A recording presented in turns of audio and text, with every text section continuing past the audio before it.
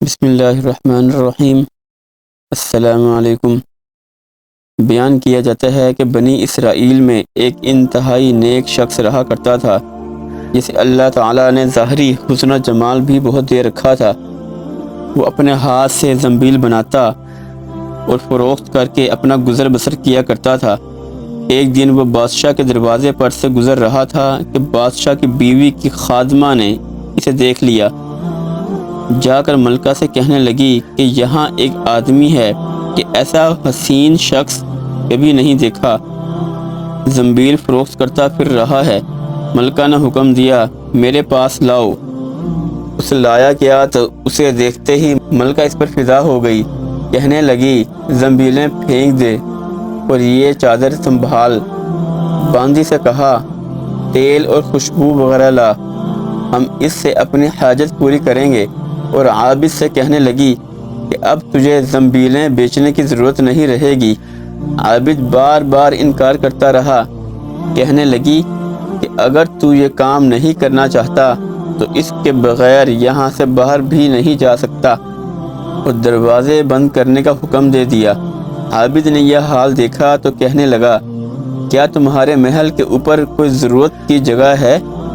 کہنے لگی ہاں۔ باندی کو حکم دیا کہ اس کے لیے پانی وغیرہ اوپر لے جا۔ یہ عابد شخص اوپر چھت کے ایک کونے کی طرف گیا، دیکھا کہ محل بہت اونچا ہے، کوئی ایسی چیز نہیں جس کے ساتھ لٹک کر نیچے اترا جائے، اور آخر اپنے نفس سے باتیں کرنا شروع کر دیں کہ تو 70 برس سے اپنے رب کریم کی رضا کی طلب میں ہے، رات دن اسی کی عبادت میں مشغول رہتا ہے۔ تجھ پر آج ایک شام ایسی آئی ہے جو تیری اس تمام محنت کو ضائع کر دے گی۔ واللہ تجھ سے بڑھ کر کوئی خائن نہ ہوگا۔ اگر یہ شام تیرے اعمال کو فاسد کر دے گی، آخر اللہ کو کیا منہ دکھائے گا؟ غرض اسی طرح سے وہ اپنے آپ کو خطاب کرتا رہا اور آپس میں باتیں کرتا رہا۔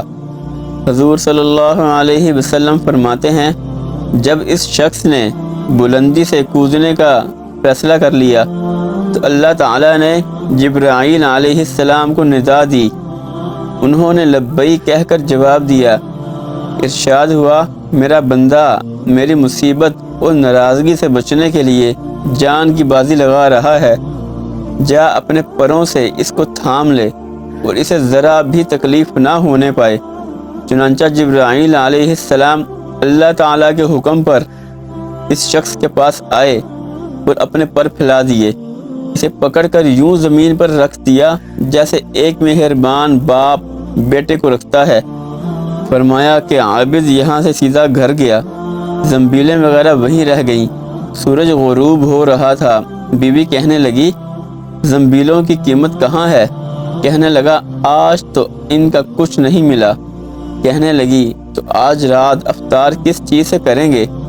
وہ شخص کہنے لگا آج کی رات یوں ہی ذرا صبر سے کاٹ لیں گے۔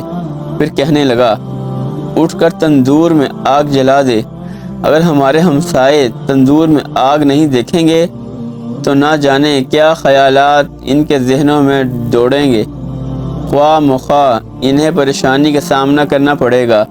بیوی نے اٹھ کر تندور میں آگ جلا دی اور خود واپس آ کر بیٹھ گئی۔ ایک پڑوسن آگ لینے کو آئی، پوچھا آگ ہے؟ جواب ملا آگے بڑھ کر تندور سے لے لو۔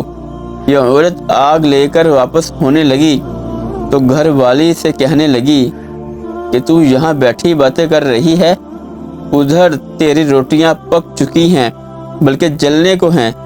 عورت نے اٹھ کر دیکھا تو تندور بہترین روٹیوں سے بھرا ہوا تھا۔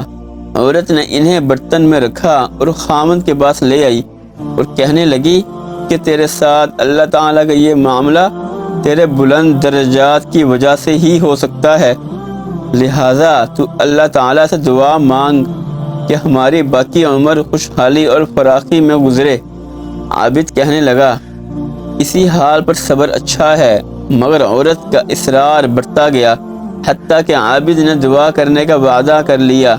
آدھی رات کو اٹھ کر نماز پڑھی اور اللہ تعالیٰ سے دعا مانگنے لگا کہ اللہ میری بیوی کا اصرار اور تقاضا یہ ہے کہ اس کو باقی عمر میں خوشحالی اور فراخی عطا فرما۔